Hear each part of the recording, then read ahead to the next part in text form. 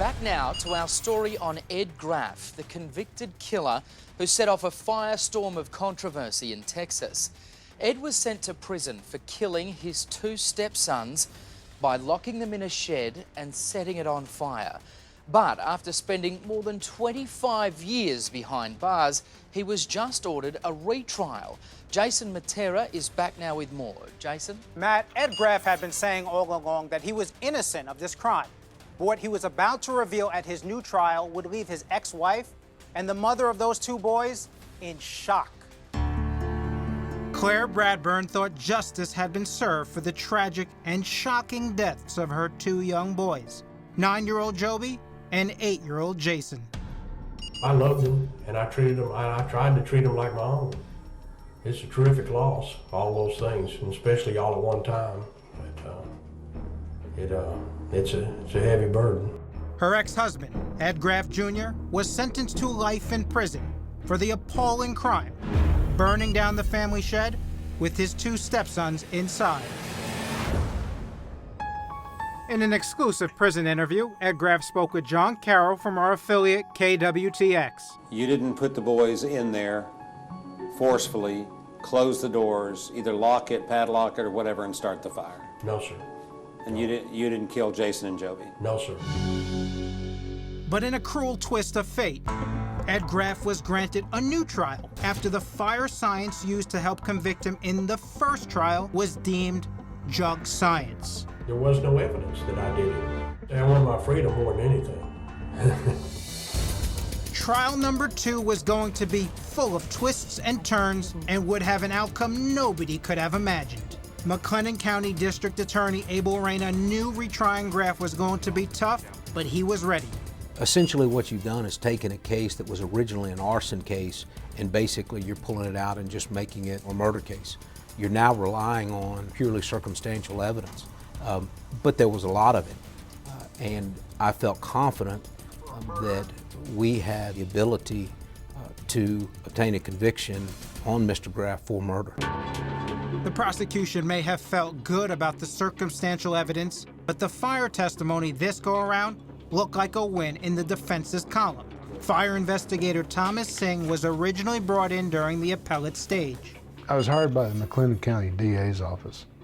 They were reviewing the Edward Graf case. I analyzed that fire. The DA subsequently did not call me to the court, but Walter Reeves, the defense attorney, did. Singh said in his report that because the shed had been taken away the night of the fire and investigators worked only from photographs, there was no way to conclude if the door had been opened, closed, or even where in the shed the fire started. Singh also said there were multiple reasons for how the fire could have started and why the boys didn't get out, all of which brought him to rule the fire's cause undetermined. You shouldn't be able to convict someone on speculation. Do I think he did it? Personally, I do not. And with Ed Graf still proclaiming his innocence, the defense decided to stick with the same script. The boys accidentally set the fire. For Reyna and his team, the fight to keep Graf locked up was personal. I'm a twin. Jason and Joby reminded me constantly of my brother. I think that was always in the back of my mind. These brothers would not have laid down and let each other die. And that's the garbage that Ed Graf wanted the world to believe. After 2 weeks of testimony, the case went to the jury. A few hours later, a note was sent out saying that the jury was deadlocked 10-2.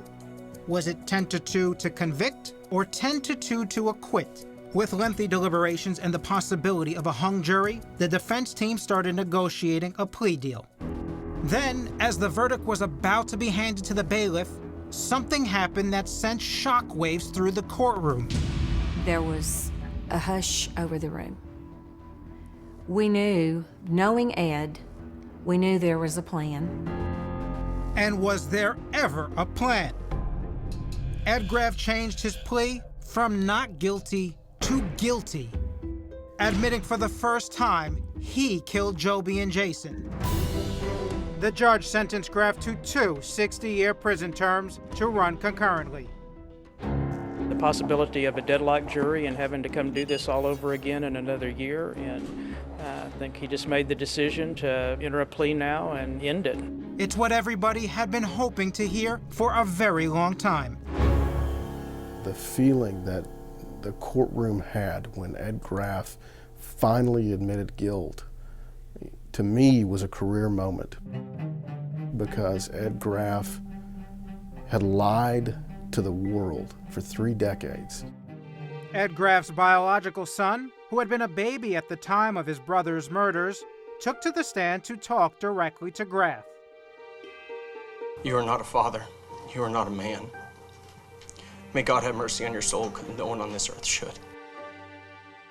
Despite the feeling of relief, there was about to be a second detonation of shockwaves from Graf's plea of guilt. Just 2 weeks after confessing to killing his 2 stepsons, Ed Graf walked out of prison a free man. By admitting guilt, Graf was able to take advantage of a little-known Texas loophole called the mandatory release law. Claire's worst nightmare became a reality. Part of the plea for Ed was not only that he confessed to murdering Joby and Jason, part of the package was that he would be able to get credit for the years that he had already served, so that he would be eligible for mandatory release. Mandatory release law was enacted primarily to help alleviate prison overcrowding. The Texas law states if a felon committed a violent offense between 1977 and 1987, that person can be released from prison after time served and good time credits total at least a third of their initial sentence. There is nothing that can be done to prevent the automatic release of a double murderer of 2 young children. And if that doesn't hit home for you as to the serious nature and the flaws of this law, I don't think anything else will. Some wonder if Ed Graf fully knew if he pleaded guilty, he would quickly grab himself a get-out-of-jail-free card. If it was a strategic move, then it was a good one, because the jury was going to return a guilty verdict. Prosecutors aren't buying it and say Ed Graf's release is not only an injustice, it's a license to kill. I feel that Ed Graf will always be a danger to society. I mean, when you really think about the moments when he's putting them in the shed and he's killing them, I don't think you can ever fully trust someone who's capable of doing that. Graf is out of prison, but he couldn't escape our Crime Watch daily cameras when we tracked him down in Kerrville, Texas, on his way to work. Ed Graf, Jason Matera with Crime Watch Daily. How does it feel to be a free man? Get out of my face, dude. Get out of your face? How come you haven't shown any remorse? Why did you kill those boys? Mr. Graf, don't you think you should give Claire closure? Mr. Graf, come on, we know you hear us. Don't you think you should give some sort of an explanation why you killed Jason and Joby? Why'd you burn the shed? Claire will always live with the pain of losing her boys. Words can't express how much I miss the boys. My children are buried here, but they are with me every day. There's a part of her that feels responsible. I have guilt over the fact that I brought the boys into a marriage with this guy, and they called him their father, and he turned on them like a viper. And now in Kerrville, Texas, a confessed killer walks free. If there's one thing I could say to Ed, is that his true judgment has not come, that he will be judged again one day for his deeds. It seems almost impossible that a convicted killer could be set free right after confessing to his crime. To get some perspective on that, I want to bring in now former criminal trial prosecutor Lonnie Coombs. The obvious question here, how could this loophole possibly exist? Well, let me set your mind at ease. The loophole no longer exists.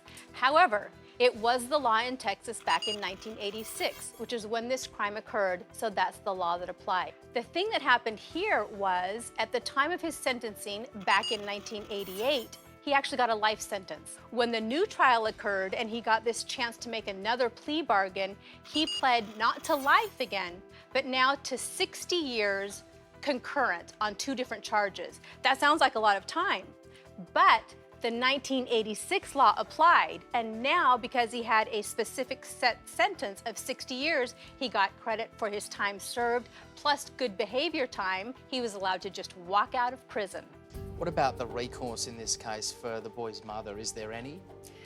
Unfortunately, not really. Now, usually victims can bring a civil lawsuit. In this case, it would be a wrongful death claim. But in Texas, the statute of limitations is only 2 years, so she can't bring a civil lawsuit either.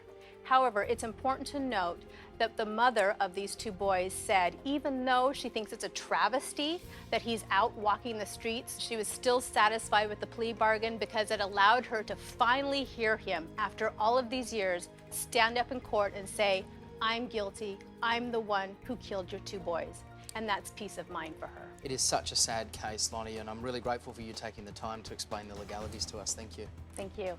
And now we want to hear from you on this story. I mean, do you think Ed Graf should have been released from prison for his time served, or should he still be behind bars? You can sound off right now at 1-800-300-2810.